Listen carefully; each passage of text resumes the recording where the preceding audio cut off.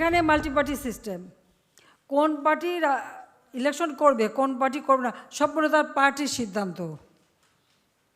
তারা যদি নির্বাচনে আসতে চায় আসবে, এটা তাদের সিদ্ধান্ত, আর যদি করতে না চায় এটা তাদের পার্টির সিদ্ধান্ত। কাজে এখানে আমাদের তো কোনো কিছু বলার দরকার নাই।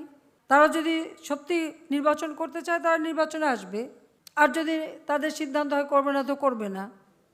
তো এত সাদাসাদির দরকারটা কী হলো আমি বুঝতে পারলাম না। তবে এবার গতবার যে ভুল করছে এবার হয়তো তা করবো না, এবার নাকে খত দিয়ে ইলেকশনে আসবে সেটাই মনে হচ্ছে। তবে এমন কোনো দণ্ডদশায় পড়ি নাই বা সমস্যায় পড়ি নাই যে এক্ষুনি ইলেকশন দিতে হবে। আর ডেভেলপমেন্ট ওয়ার্ক কাজগুলি যেগুলো আমরা করে যাচ্ছি সেই আমি যে চাই উন্নয়নের কাজগুলি আরও দ্রুত এগিয়ে নিয়ে যেতে। কারণ আমরা না থাকলে যে উন্নয়নের কাজে কি দশা হয়, 96 থেকে 2001 পর্যন্ত যে কাজগুলি করে গিয়েছিলাম এরপর সেগুলি কিন্তু আর সচল ছিল না।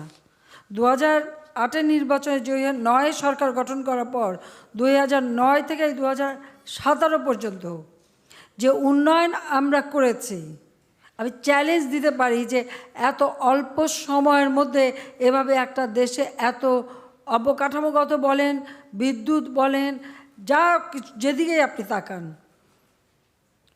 প্রত্যেকটা ক্ষেত্রে যত উন্নয়ন আমরা করে দিতে পেরেছি এটা কিন্তু আর কেউ করতে পারে নাই।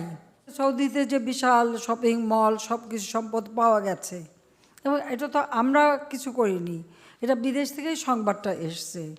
তবে আমি আপনাদের একটা প্রশ্ন করি, আপনারা এখানে অনেকেই তো সংবাদপত্রের মালিক সম্পাদক অনেকেই আছেন, বিভিন্ন চ্যানেলে আছেন, কই আপনাদেরকে তো এটা নিয়ে খুব একটা নিউজ দেওয়ার ব্যাপারে আগ্রহ দেখলাম না।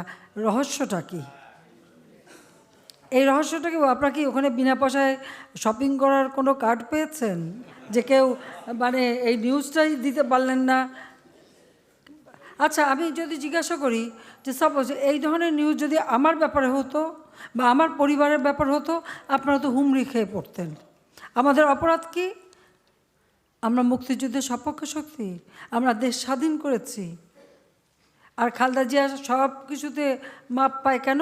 যুদ্ধ অপরাধীদের মন্ত্রী বানিয়েছে জিয়াউর রহমান, তারপরে খালেদা জিয়া এসে মন্ত্রী বানিয়েছে, জাতির জনকের খুনিদেরকে এমপি বানিয়েছে, খুনিদেরকে মদত দিয়েছে, সেজন্য কি তাদের 7 খুন